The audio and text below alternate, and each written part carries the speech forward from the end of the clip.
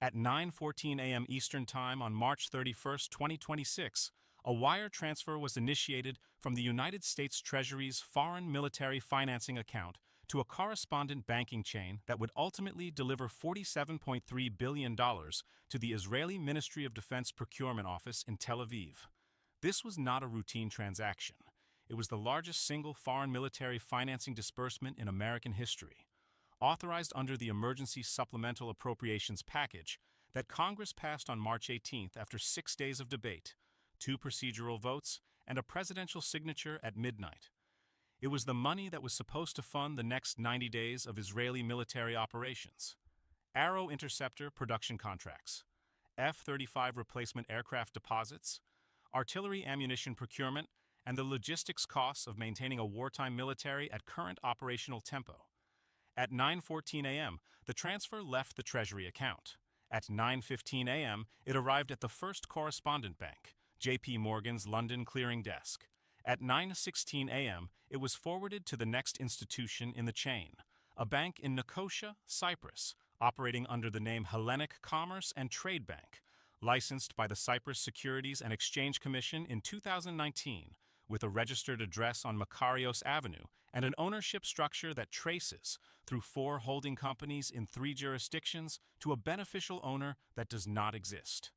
At 9:18 a.m., 4 minutes after the transfer left Washington, $47.3 billion vanished from the correspondent banking chain, not misdirected, not delayed, gone. The Nicosia Bank's accounts were empty. Its servers were offline. Its registered directors, 2 Cypriot nationals whose identities had been stolen and used without their knowledge, had no idea the institution existed. Its operating license, on closer examination, contained a digital signature that the Cyprus Securities and Exchange Commission had never issued.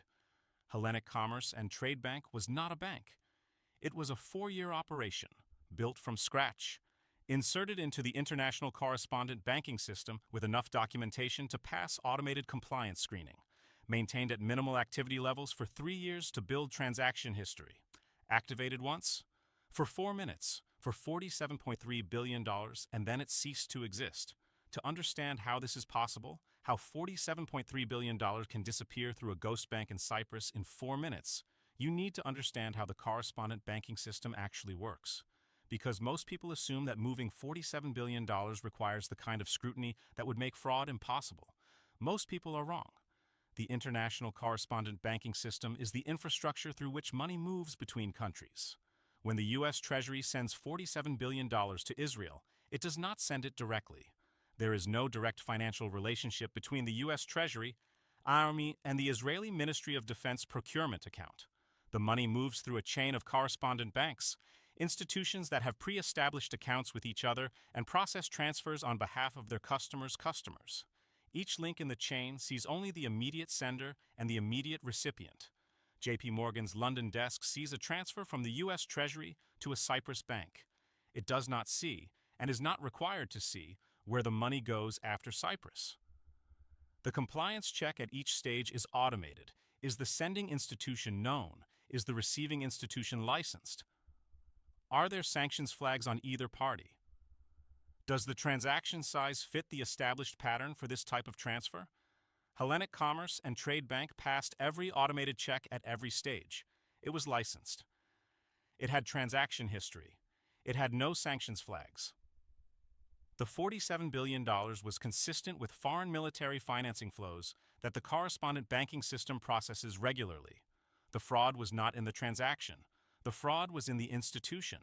And detecting institutional fraud in a correspondent banking chain requires a level of beneficial ownership verification that the international banking system does not perform in real time for time-sensitive government transfers.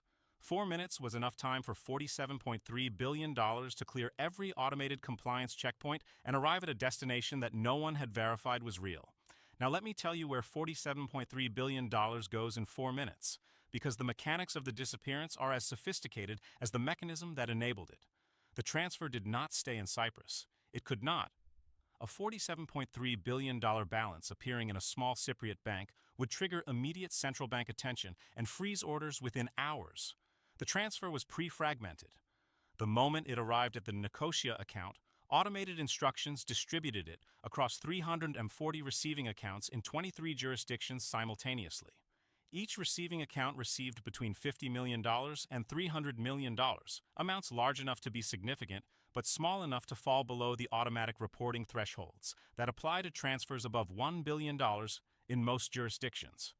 From those 340 accounts, second-layer fragmentation distributed the funds to approximately 2,200 additional accounts within 90 seconds. By the time the U.S. Treasury's wire room noticed that the transfer had not completed normally, at 9:23 a.m., 9 minutes after initiation, $47.3 billion was distributed across 2,200 accounts in 23 jurisdictions, each holding between $5 million and $50 million, each at a different institution, each requiring a separate legal process in a separate jurisdiction to freeze. The money is not gone in the sense of destroyed. It exists in fragments, in accounts that can theoretically be frozen and recovered. The process of doing so, identifying each account, obtaining a court order or regulatory freeze in each jurisdiction, enforcing the freeze before the funds are moved again, is not a 4-minute process. It is a 12 to 18-month process, minimum. If you understand why the distinction between gone forever and gone for 18 months matters almost as much as the distinction between gone and not gone, subscribe right now, because what I am about to give you is the mathematics of what happens to Israeli military operations when 90 days of funding disappears for 12 to 18 months. Let me give you the operational numbers. Israel's current daily military expenditure is approximately $350 million per day. This covers interceptor missiles fired in defense, aircraft sortie costs, ground forces operational costs, logistics, and the procurement pipeline for replacement equipment and ammunition. At $350 million per day, the $47.3 billion that was supposed to fund the next 90 days of operations represents approximately 135 days of total military expenditure. Without that funding, Israel has 3 options for continuing operations: drawing down its own foreign exchange reserves, issuing additional war bonds at the 11.7% yield that the stock market crash established as the new baseline, or suspending certain categories of military activity to reduce daily expenditure.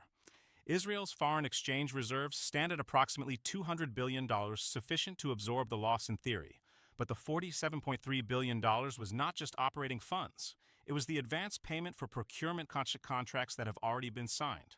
Rafael Advanced Defense Systems had a $3.2 billion Arrow Interceptor production contract with a payment due March 31st.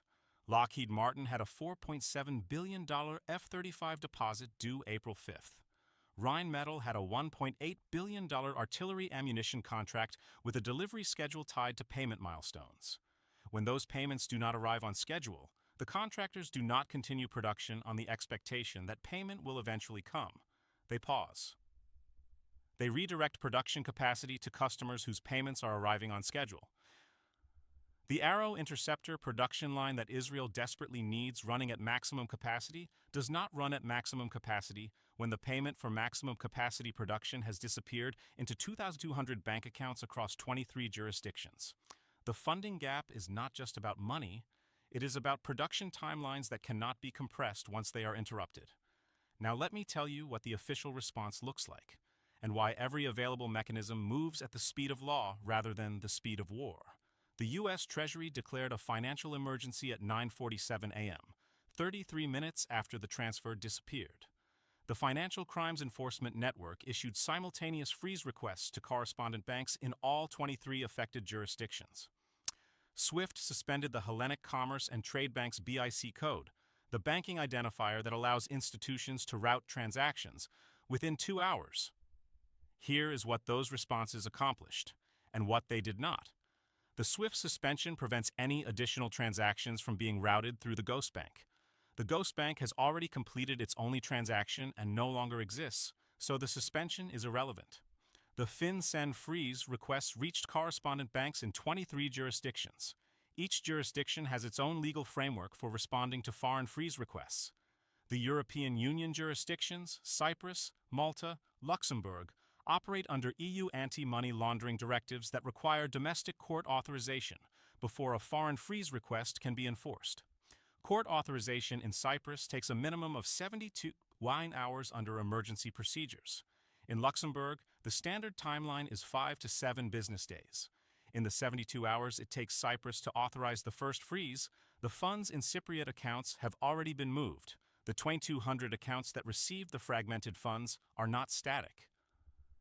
They are transit accounts with pre-programmed withdrawal instructions that activate if the account is not accessed within a defined window. The freeze race is not between the Treasury and the account holders. It is between the Treasury's legal process and an automated disbursement system that was programmed to move faster than any legal process can follow. The Department of Justice has opened a criminal investigation. The FBI's Financial Crimes Unit is coordinating with Europol, Interpol, and financial intelligence units in 23 countries. The investigation will eventually identify the network, trace the beneficial ownership structure, and produce indictments. The timeline for indictments, 18 to 36 months. The timeline for asset recovery, 12 to 18 months, and only if the funds have not been converted to cryptocurrency, gold, or other assets that are harder to trace and freeze than bank account balances. The timeline for Israeli military operations needing the money now. Here are the three options the United States and Israel are now working through. Option 1, emergency redisbursement. The Treasury authorizes a second $47.3 billion transfer through a completely different, verified correspondent banking chain, effectively funding the operations twice while recovery of the first transfer proceeds. The problem? The congressional authorization that funded the $47.3 billion was a one-time emergency supplemental. It does not authorize a second identical transfer. A new authorization requires a new appropriations process. In Imelman, a minimum of 2 weeks in emergency session, and that assumes the political will exists to explain to the American public why the same $47.3 billion needs to be appropriated twice because the first disbursement was stolen through a ghost bank in Cyprus. The political cost of that explanation is significant. The political will to absorb it quickly is uncertain. Option 2, interim bridge financing. The United States provides Israel with a $10 to $15 billion emergency loan from existing executive authority, sufficient to keep the most critical procurement contracts from pausing, while the full authorization process for redisbursement proceeds. The problem? Executive authority for emergency foreign loans exists but is limited in scope and subject to legal challenge.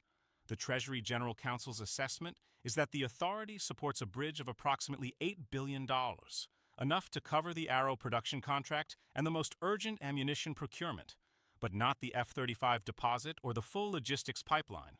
A partial bridge buys time. It does not solve the problem. Option 3, direct government-to-government credit. The United States guarantees Israeli government bonds at Treasury rates, allowing Israel to borrow the missing $47.3 billion on international markets at a cost of capital that does not reflect the 11.7% war bond yield currently prevailing in Israeli markets. The problem? This option takes 3 to 4 weeks to structure and execute, time during which the procurement pauses are already compounding, and it adds $47.3 billion to Israeli sovereign debt at a moment when Israel's debt-to-GDP ratio is already at its highest level since the 1980s. None of these options restore the situation that existed at 9:13 a.m. All of them involve time delays, political costs, or financial costs that did not exist before the transfer left Washington at 9:14 a.m. Here is what you need to understand as we close. Iran, or whoever executed this operation, spent approximately $40 to $60 million building Hellenic Commerce and Trade Bank over 4 years. Entity registration fees, nominee directors, operational costs, the technology infrastructure for real-time fund fragmentation across 23 jurisdictions, and the intelligence operation required to identify the exact transfer date, routing chain, and authorization codes for the $47.3 billion disbursement. $60 million, 4 years, 4 minutes. $47.3 billion frozen for 12 to 18 months. Arrow production contracts paused. F-35 deposits missed. Artillery ammunition procurement delayed. And a congressional reauthorization process that takes 2 weeks minimum and may not succeed in the current political environment. Cost-exchange ratio, 1 to 788 in the attacker's favor. The weapon was not a missile. It was a banking license from Cyprus, 3 layers of holding companies, 340 transit accounts, and an automated fragmentation system that moved faster than any legal process on Earth. There is no Iron Dome for a wire transfer. There is no Arrow interceptor for a correspondent banking chain. There is no air defense battery that can shoot down a swift message. The $47.3 billion that was supposed to fund 90 days of Israeli military operations is currently distributed across 2,200 bank accounts in 23 countries, moving through pre-programmed withdrawal instructions at the speed of automated banking. And the production lines that were supposed to be running on that money are not running. Share this video, because the coverage will show you the Treasury statement and the FinCEN freeze requests and the Justice Department investigation and the assurances that every effort is being made to recover the funds. It will not tell you that Luxembourg takes 5 to 7 business days to authorize a freeze. It will not explain that the Arrow production contract is already pausing. It will not do the math on what 12 to 18 months of recovery timeline means for a military operation that needs the money in 12 to 18 days. They will give you the version where financial institutions cooperate and the money is recovered and the system demonstrates its resilience. I just gave you the version where $60 million and 4 years of preparation froze $47.3 billion. For 18 months, the production lines are pausing, and the legal process that might recover the funds will complete approximately 15 months after the war it was supposed to fund has already been decided. $47.3 billion, $4 4 minutes, 200 accounts, 23 jurisdictions, 18 months, and a ghost bank on Makarios Avenue in Nicosia that existed for 4 years, operated for 4 minutes, and will never exist again.